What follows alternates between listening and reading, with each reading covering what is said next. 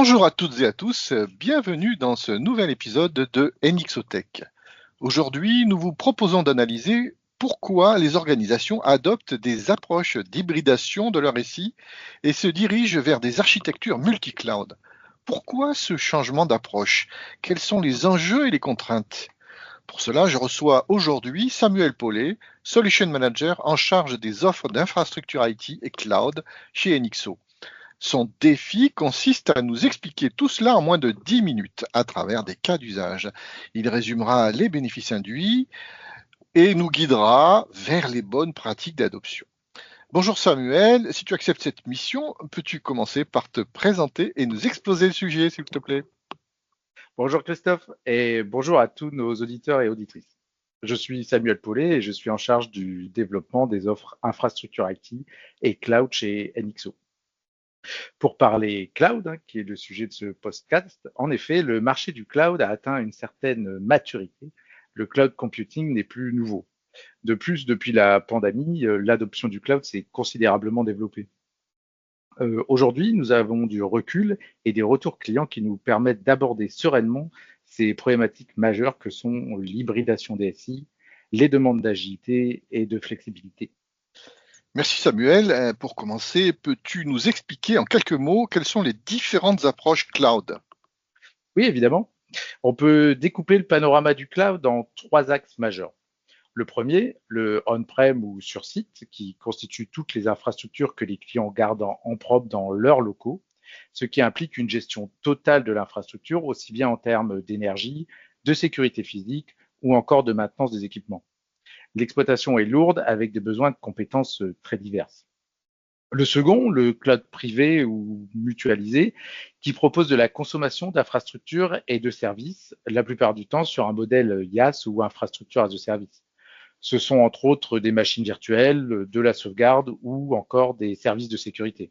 On est sur un fonctionnement en mode OPEX. Et pour finir, le cloud public et les hyperscalers qui vont mettre à disposition un large catalogue de services en mode packagé avec des plateformes hardware très variées. Merci pour ce panorama du cloud. Mais alors, vers quelles approches les clients s'orientent-ils? Les environnements clients sont uniques et très variés. On y retrouve une multitude d'applicatifs avec des besoins en agilité qui ne sont pas les mêmes. Par exemple, certains applicatifs ont des besoins de ressources permanentes de manière linéaire, alors que d'autres demandent beaucoup de ressources pendant une durée définie, comme par exemple les calculs de rendu graphique. Certaines applications sont dites cloud natives, c'est-à-dire qu'elles ont été conçues pour s'interfacer directement avec des services cloud. Vous l'avez compris, il n'y a pas de solution unique, c'est pourquoi on constate que les entreprises adoptent majoritairement une stratégie multi-cloud. Le but étant de positionner les charges de travail dans l'emplacement le plus approprié, aussi bien en termes de coût et de performance. Quels sont les enjeux et les contraintes d'une stratégie multi-cloud? En fait, les enjeux sont multiples. Le cloud ne peut pas être considéré comme une infrastructure isolée du système d'information de l'entreprise. Il est nécessaire de maintenir le degré d'exigence appliqué sur les infrastructures on-premise ou sur site. C'est dans ce sens qu'il faut, de un, renforcer l'interopérabilité entre les clouds et ainsi limiter la dépendance envers les fournisseurs. De deux, optimiser le ratio performance-prix. Et pour finir, engager une stratégie pérenne. L'aspect observabilité, qui offre de la visibilité sur tous les clouds, est aussi à garder en tête. D'accord. Peux-tu nous décrire un cas d'usage qui montre les avantages d'une stratégie d'hybridation? Oui, tout à fait. Le cas d'usage le plus marquant pour moi est la continuité d'activité. Avec la digitalisation, les systèmes d'information sont devenus critiques et la donnée apparaît comme l'ADN des entreprises. C'est pourquoi il faut proposer des architectures qui garantissent que le service informatique soit rendu et que la donnée ne puisse être détruite volontairement ou non. Historiquement, on positionnait des salles informatiques dormantes qu'il fallait maintenir dans l'éventualité d'une bascule. Avec l'essor du cloud et la consommation à l'utilisation, il est pertinent de définir son PRA ou plan de reprise d'activité sur une infrastructure de type cloud, activable à la demande et exploitée par un partenaire de confiance.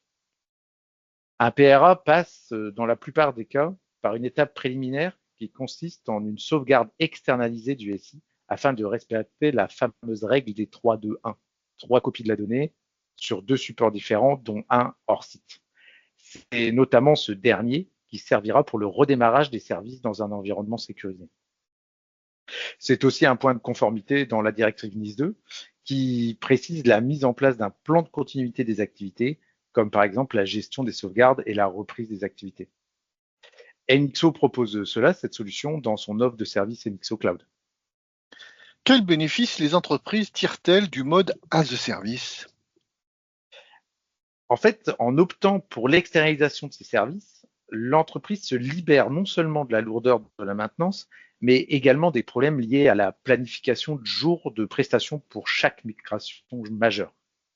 Dans le contexte actuel où la sécurité informatique revêt une importance cruciale, avec la découverte fréquente de failles de sécurité classées comme hautement critiques, l'idée d'appliquer des correctifs mensuels devient un cauchemar pour les entreprises. Cette perspective souligne l'ampleur du temps et des ressources nécessaires pour maintenir la solution de manière optimale afin de réduire considérablement les risques potentiels liés à la sécurité.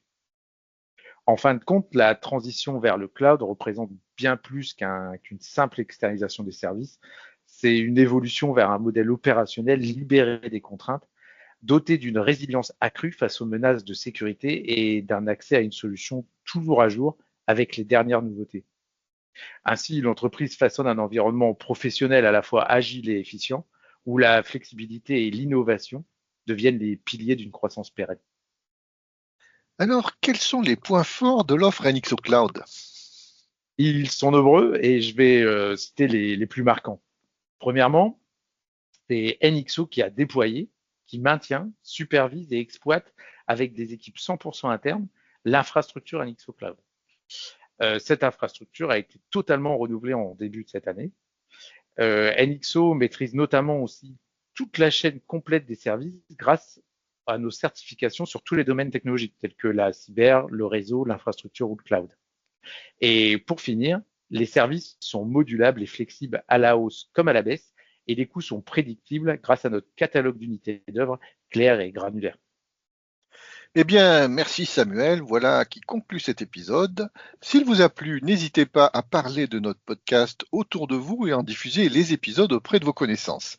Pour mieux nous connaître, rendez-vous sur notre site web nxo.eu ou sur les réseaux sociaux. Et pour en savoir plus sur les solutions de Cloud NXO, suivez le lien se trouvant dans la description de cet épisode. Enfin, pour aller plus loin, n'hésitez pas à nous contacter. Nous vous remercions pour votre attention et nous vous disons à bientôt sur un prochain épisode de NXO Tech.